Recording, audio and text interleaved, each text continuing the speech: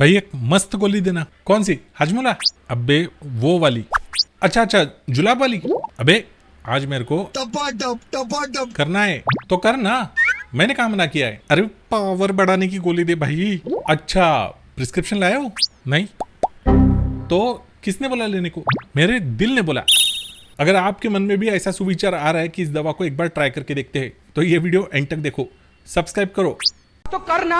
Viagra यानी कि sildenafil citrate, जिसे ब्लू पिल भी बोला जाता है, इसकी बहुत डिमांड होती है ओवर द काउंटर फार्मासिस्ट के पास। हाँ, और ये सही में बहुत ज्यादा पावरफुल मेडिसिन है। इसकी हिस्ट्री देखते हैं आज के वीडियो में। बड़ी मजेदार कहानी है। आज से कुछ 30 साल पहले फाइजर, जो कि एक बहुत ही रेप्यूटेड फार्मास्यूटिकल कंपनी है, वो एक दवा पे काम कर रही थी, एक रिसर्च कर रही थी, एक ऐसी दवा जो कार्डियोवैस्कुलर हेल्थ सुधार सके। अंजाइना, जिसे नॉर्मल भाषा में चेस्ट पेन बोला जाता है, उसमें ब्लड फ्लो बढ़ा के कहीं इस प्रॉब्लम को हम रेक्टिफाई कर सकते हैं या नहीं, ये चेक करने के लिए ये रिसर्च किया जा रहा था इस दवा पे। अनफॉर्चुनेटली ये रिसर्च कामयाब नहीं रहा। जो भी वॉलंटियर्स इस प्रयोग में शामिल थे, उन्होंने सभी ने मिलकर, जो भी मेल कैंडिडेट्स थे, उन्होंने एक साइड इफेक्ट नोट डाउन कराया कि इस दवा के कंजम्पशन के बाद हथियार रॉकेट जैसा खड़ा हो रहा है। कंपनी ने इस बात को तुरंत पकड़ लिया कि भाई सोने की तलाश में कहीं अपने को हीरा तो नहीं मिल गया है ना।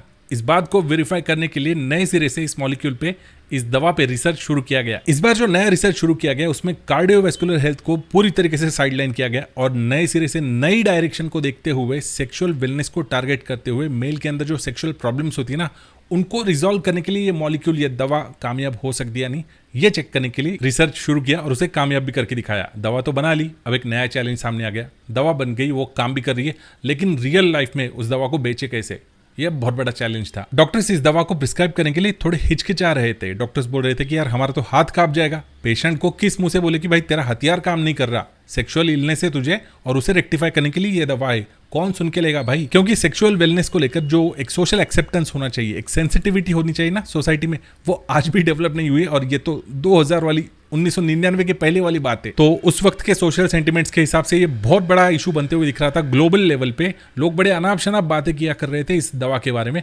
खास करके जो रिलीजियस कम्युनिटीज है, उनके जो लीडर्स है, वो सामने आके बोलने लगे कि यार ये किस किस्म का पाप करवा रहे हो आप यंगस्टर्स से। फाइजर ने इस समस्या को एड्रेस किया और बड़ा जबरदस्त दिमाग लगाया। रूनी नेल्सन, जो कि मार्केटिंग एक्सपर्ट रह चुके हैं, और डॉक्टर साल जॉर्जियानी, जो कि एक रजिस्टर्ड फार्मासिस्ट रह चुके हैं, उनको अपॉइंट कर लिया इस पूरे मार्केटिंग स्ट्रेटेजी को डिजाइन करने के लिए। और इस टीम ने मिलकर, जैसे एक्सपेक्टेड था, एक ग्लोबल मार्केटिंग स्ट्रेटेजी बनाई भी। सबसे पहले अपने लिटरेचर्स में से इम्पोर्टेंसी इस वर्ड को हटा दिया। इम्पोर्टेंसी इस वर्ड का उन्होंने इस्तेमाल करना बंद कर दिया, क्योंकि इस शब्द को लेकर आज भी बड़ी नफरत है समाज में। इम्पोर्टेंसी के बजाय इरेक्टाइल डिस्फंक्शन, इस नए शब्द का प्रयोग करना शुरू कर दिया, क्योंकि ये शब्द थोड़ा टेक्निकल और डिसेंट सा साउंड करता है। जो भी मेडिकल रिप्रेजेंटेटिव्स की टीम थी इस मॉलिक्यूल की, उन सब से इरेक्शन ये वर्ड इतनी बार बुलवाया उन्होंने, फिर डॉक्टर से ये वर्ड इतनी बार बुलवाया कि लोग यूज्ड टू हो गए इरेक्शन इस शब्द को लेकर। एक तरीके से इरेक्शन, इरेक्टाइल डिस्फंक्शन, इन शब्दों को नॉर्मलाइज किया गया सोशल लेवल पे। और दूसरी तरफ मिस्टर बॉब डोल, इनको अपॉइंट किया इस दवा के ब्रांड एम्बेसडर के तौर पे। मिस्टर बॉब बहुत ही साफ सुथरा इंसान, दूसरे वर्ल्ड वॉर में वो खुद सोल्जर रह चुके थे और अमेरिकी जो प्रेसिडेंशियल इलेक्शन है उसमें वो कैंडिडेट रह चुके हैं। और उस वक्त वो पॉलिटिकली बहुत ज्यादा एक्टिव थे, अमेरिका के एमपी थे और उन्हें प्रोस्टेट कैंसर था अनफॉर्चुनेटली। मिस्टर बॉब ने जनता को अपील किया बहुत ही सेंसिटिवली कि इरेक्टाइल डिस्फंक्शन जैसे सेंसिटिव टॉपिक पे बात करना बहुत जरूरी है और इसके ऊपर बात करने के लिए एक कड़ी हिम्मत चाहिए।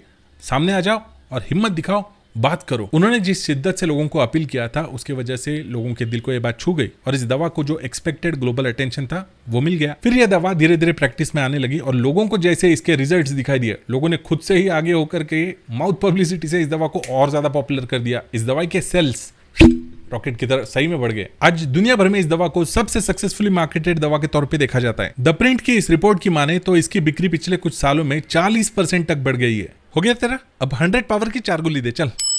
रुको जरा, सबर करो। इस दवा को ऐसे ही हल्के में नहीं ले सकते। यह कोई चॉकलेट नहीं है। इसके सीरियस साइड इफेक्ट्स भी होते हैं अगर गलत तरीके से इस्तेमाल किया जाए। हाँ, बकायदा ये एलोपैथी मेडिसिन है। इसके साइड इफेक्ट्स जैसे कि सर दर्द, बॉडी एक, रेस्टलेसनेस, चक्कर या बहुत ही रेयर केस में हियरिंग लॉस, विजन लॉस भी होता है। जिनको ब्लड प्रेशर या हार्ट या लिवर की कोई बीमारी है, उन लोगों ने तो इस दवा को एकदम सावधानी से इस्तेमाल करना चाहिए डॉक्टर की निगरानी में, क्योंकि रिसर्च में ऐसा देखा गया है कि 10 में से 8 लोगों को वाइग्रा की जरूरत ही नहीं होती, पर फिर भी वो ले रहे होते। प्रॉब्लम अक्सर साइकोलॉजिकल होती है, इसीलिए मैं तो रेकमेंड करूंगा कि आपके नजदीकी साइकोलॉजिस्ट से आप बात करके इस दवा को शुरू कर सकते हो। जरूरत है या नहीं, सबसे पहले ये तो चेक कर सकते हो। एक साइकोलॉजिस्ट तो मैं ही आपको रिकमेंड करता हूं, डॉक्टर नेहा मेहता, बहुत ही बेहतरीन क्लिनिकल साइकोलॉजिस्ट है, सेक्सुअल वेलनेस काउंसलर है। उनसे आप बिंदास होकर के सेशन बुक करके आपके अंदर जो भी डाउट्स है आप बिंदास बात कर सकते हो। उनके साथ कंसल्टेशन अपॉइंटमेंट बुक करने के लिए उनके सारे डिस्क्रिप्शन में डिटेल्स में मेंशन कर रहा हूं, उन पे क्लिक करके आप आपकी अपॉइंटमेंट बुक कर सकते हो। पर नहीं, मुझे तो यार कोई अच्छी सी दवा ही बता, ऐसे बहुत लोगों की रिक्वेस्ट होती है। ऐसे में मैं आपको रिकमेंड करूंगा नेचर मेनिया कंपनी का लिफ्ट अप मसाज ऑयल। बहुत जल्दी मैस्टरबेशन शुरू करने की वजह से, बहुत ज्यादा सेक्स करने की वजह से, या बहुत अर्ली सेक्सुअल लाइफ शुरू कराने की वजह से अगर आपने ऑलरेडी अपनी नसों को नुकसान पहुंचा रखा है, तो ऐसे में जो पेनाइल एरिया होता है उसमें ब्लड फ्लो बढ़ाने के लिए nature mania lift up massage oil आप यूज करके देख सकते हो। इस ऑयल के ऊपर ऑलरेडी मैंने 2-3 वीडियोस बना रखी है, उनको आप रेफर कर सकते हो और भी ज्यादा जानकारी के लिए। बहुत सही ऑयल है, मैं पर्सनली से यूज कर रहा हूँ पिछले 4 हफ्तों से, नहीं उससे भी ज्यादा वक्त से ना। मुझे कोई ऐसा प्रॉब्लम नहीं है, मैंने बस इस ऑयल को अपने सेक्सुअल वेलनेस को और भी ज्यादा एक्टिव करने के लिए एक मेंटेनेंस के तौर पे शुरू किया है, डॉक्टर नेहा मेहता से कंसल्ट करा के। Nature mania lift up massage oil की लिंक आपको मिल जाएगी नीचे डिस्क्रिप्शन बॉक्स में, उस पर क्लिक करके आप उस ऑयल को परचेस कर सकते हो। और भी प्रोडक्ट्स है, बहुत अच्छे प्रोडक्ट्स है नेचर मेनिया के। अगर आपको उनके रिव्यू चाहिए तो मुझे कमेंट करके बताओ, मैं उन पे भी रिव्यूज बनाऊंगा। तू भी एक बॉटल रख ले। थैंक यू भाई, थैंक यू। वो 100 पावर की नहीं तो एटलीस्ट 50 पावर की एक गोली तो दे। कितने तेजस्वी लोग हैं हमारे पास, कितने शानदार विचार रखते हैं जी।